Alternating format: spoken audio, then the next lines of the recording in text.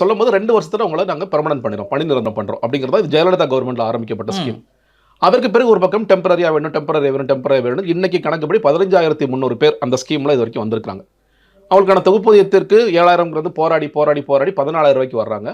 Corona காலத்துல நமக்கு தெரியும் செவிலியர்கள் எவ்வளோ உண்மையிலே கடவுளாக எப்படி வேலை செஞ்சாங்க பல பேர் அப்படிங்கிறது இறந்து தெரியும். போயிட்டாங்க கொரோனா இறந்து போறோம். இன்னைக்கு அதுக்கான போராட்டம் எங்களுக்கு இன்னும் அதற்கான நிவாரணம் கிடைக்கலன்னு ஒரு பக்கம் இருக்கும்போது, இந்த 14,000 18,000 அப்பதான் வருது. இன்னைக்கும் வெறும் 18,000க்கு தான் இருக்காங்க. அந்த 15,300 பேர்ல 7,000 பேருக்கு வந்து அவங்க நிரந்தரம் பண்ணிட்டாங்க. அது over Edappadi government plus DMK government வந்ததுக்கு ஒரு 3,000 பேர் பண்ணியிருக்கோம். அதில் முக்கியமான விஷயம் ஒரு 11 புது மெடிக்கல் காலேஜ் வந்துச்சு. அதனாலையும் வந்து தேவை ஏற்பட்டது. அதனால பண்ணிட்டாங்க.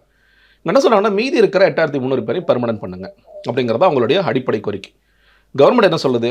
இல்லைங்க, காலி பணியிடங்கள் இல்லை, காலி பணியிடங்களை உருவாக்கிய பிறகு நாங்கள் பண்றோம். இவங்க எங்க வேலை பார்க்குறாங்கன்னு கேள்வி. அதுதான் கேள்வி. இப்போ காலி பணியிடங்கள் உருவாகனா அப்போ வந்து சும்மா போய் செவிலியர்கள் உட்காந்து சார் காலி பணியிடங்கள் இந்த சாஃப்ட்வேர் எல்லாம் பெஞ்சில் உட்காந்துருக்கோம், எங்களுக்கு வேலை இல்லை, ப்ராஜெக்ட் வந்தோம், அப்படி கிடையாது.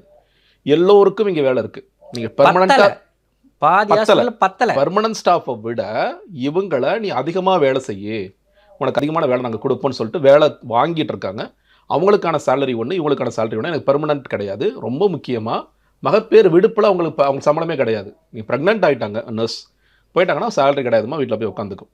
இந்த மாதிரி ஒரு மோசமான நிலை இருக்கு. இன்னொன்று அவங்க என்ன சொல்றாங்க, சார் காலி பணியிடங்கள் நிரப்பல என்ன சொல்றீங்கன்னா, நீங்கள் சாங்ஷன்டு போஸ்டே கம்மியாக காமிக்கிறீங்க. இவ்வளோ மக்கள் தொகைக்கு உதாரணத்திற்கு 6 பெட்டா ஒரு செவிலியர் இருக்கணும், அறுவை சிகிச்சை பெட்டா ஒரு பெட்டுக்கு ஒரு ஆள் இருக்கணும், பிரெக்னன்சியா 2 பெட்டுக்கு ஒருத்தர் இருக்கணும், குழந்தைங்களா 4 பெட்டுக்கு ஒருத்தர் இருக்கணும். இது கணக்கு. இது வந்து நேஷனல் கணக்கு. இந்த கணக்கின்படி தான் தமிழ்நாட்டில் செவிலியர்கள் பணிபுரிகிறாங்களா? இல்ல. இதுக்கு தான் நாங்க பெட்டே போறதில்ல. பெட் போட்டா நீங்க கேப்பீங்க. அத ரொம்ப கவர்மெண்ட் ஹாஸ்பிடல் பெட்டே கிடையாது. சோ சாங்ஷன்ட் போஸ்ட்டுக்கு நீங்க கிரியேட் பண்ண தயங்குறீங்க. அதனால தான் மாசம் என்ன சொல்றீங்க, 1000 போஸ்ட் இப்ப வந்திருக்கு, 1000 போஸ்ட் நாங்க போடுறோமா? என்ன கதை எனக்கு புரியலையே.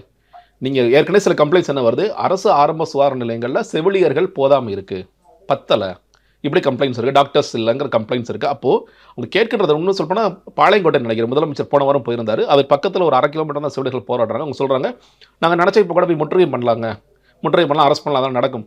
நாங்கள் இன்னும் இந்த திமுக கவர்மெண்ட்டை ஏமா நம்புறீங்க?